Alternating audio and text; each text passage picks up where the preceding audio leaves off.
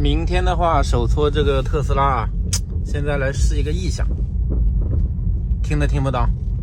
咚咚咚咚咚咚啊，左前轮非常的明显，然后这个是有频率的，大概是什么频率呢？就是说它只要过一丁点了就咣咣咣。虽然说我现在没有看啊，我初步怀疑是哪个地方，应该是减震过滤。还有一点，这个车用的也是一个尼龙塑料的悬挂件，我个人感觉这个是上百臂球头的声音，但是我没有拆啊，现在还不知道响不响，听不听得到。然后这个试车路线的话是我的官方试车路线，曾经凯美瑞就是在这边排水区过弯，今天肯定是修不了的，因为没有配件，先上山走一波。这个是 Model Y， 然后我们故地重游啊，凯美瑞那个时候就在这里排水区过弯的，一个轮子飞到这个水池里面，下面是草，应该是右边2个轮子吧，我带你们看一下，故地重游。哎，今天刚好来了，甚是想念。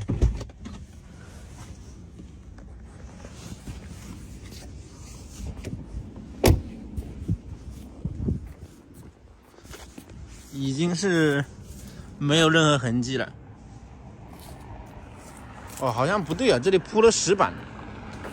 一开始这里是没有石板的，是装到这里。啊，这里还有痕迹呢。哎，长青苔了怎么办？这一块就是我的杰作。嘣，上坡路段啊，是那个顶棚异响，我记得非常的清楚。那个时候工作人员就这个山上了，第一时间跟我讲的是什么？他说这个石头要我赔多少钱，他不关心我人的问题。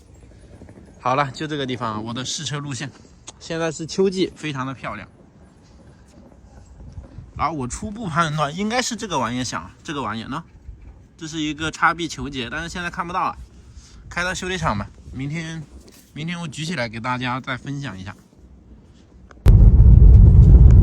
然后回家的路上，我再吐槽一下，这隔音有跟没有是没区别，没什么隔音啊。我不知道是不是无边框的原因，隔音很差。好的，时间来到了第2天早上9点半，车子已经是在举升机上面，我们顶起来看一下，异响是哪里来的。然后我们先看底盘啊，这车到处的刮刮蹭蹭，车主的话可能是一个新手司机啊，并不是那种能把脚踩到油箱的老司机喏。然后映入眼帘，这个是按理来说这个是水箱下护板，但是这个车可能没有这么多散热。发动机下护板，这个没有发动机啊，因为是纯电车，所以说非常的空的我有点不适应了。不，这本来是一个发动机舱的，然后里面都是一些啥玩意？这是散热的水管、线束、高压线的线束，然后前面的话有一个风扇啊，说明还是有水箱的，但是这个散热风扇的布局它是斜的，因为有光啊，所以说你们看的不是很清。底盘结构，浮动式的卡钳，这是双活塞的，然后双球节结构，铝合金的下摆臂基本上都是铝的，能减轻一个簧下质量，提升操控性。上面是一个叉臂结构。拉杆、防倾杆非常粗，但是这个粗厚怎么说呢？是有学问的，不能太粗，不能太厚。副车架是全框式的，铁的。铁板的话包的非常的严实啊，这个是电池盘，不是铁板，说错了，非常的平。电车都是这种做工，因为电池包在下面，然后会导致一个问题，它的底盘是非常低，比一般的车要低，而且低很多。一般来说，单电机的版本都是后驱的啊，看得到它的传动轴，没有油箱，所以会异常的平整。就算有油箱也会很平，现在油箱都是驼峰式的。特斯拉的标，这个是后仰角，半轴，电机在这里，单电机版本啊。如果是 P 版的话是双电机。哪里响呢？听的是这个上方啊，这个球节的位置。我摇一下，没有间隙。哇，这护板成这样了。这一块石头啊，建筑材料，有点吃胎啊。那外面这么深，这就这么剪，吃内胎。吃内胎的话，一般是悬挂有问题，然后跟它的异响其实是有对称、相互呼应的，不知道是不是跟这个有关系。轮胎用的非常好啊 ，PS4， 非常软。这个胎的话适合跑赛道。现在的还很软，这个车是什么年份的？看一下轮胎生产日期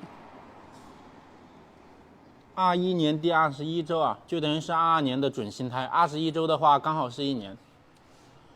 但是这个玩意是好的，一开始我以为这个球节松动，然后这个可能也是尼龙材料的，跟上次那个宝马一样，俗称工程塑料。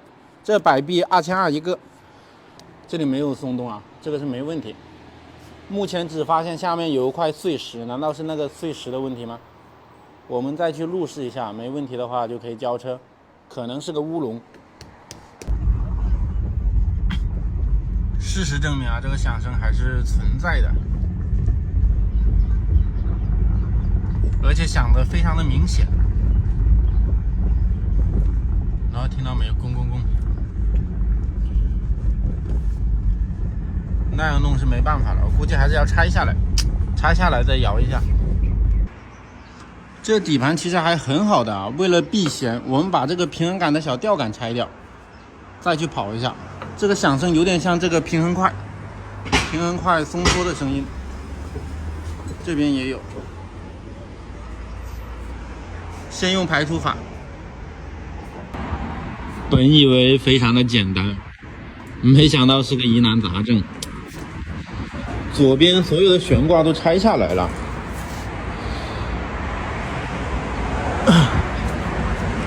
减震器、仰角、摆臂，这些球头、球节之类的啊，全部都是没有问题的，包括这个，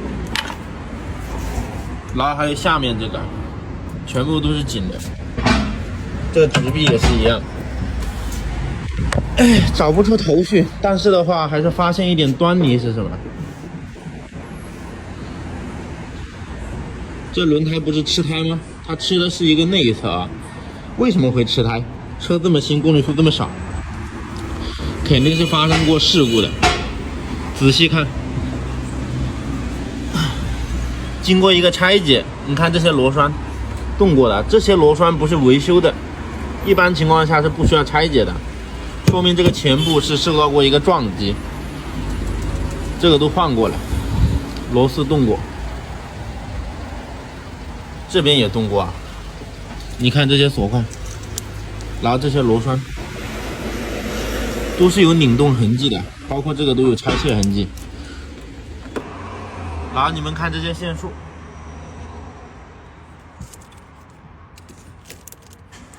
松垮垮的。妥妥的是事故车。这些接头，这接头接的是啥？好像是没有用的屏蔽接头，拆的这么稀巴烂，废了。因为这个车的话配件比较贵，所以暂时看不出问题，我们还是先装上去吧。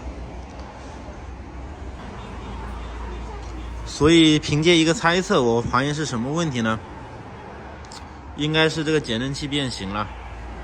减震器变形的可能性是最大的。新车球头不可能质量这么差的。一开始不知道有事故，还是大意了，否则上定位机上看一下倾角的数据。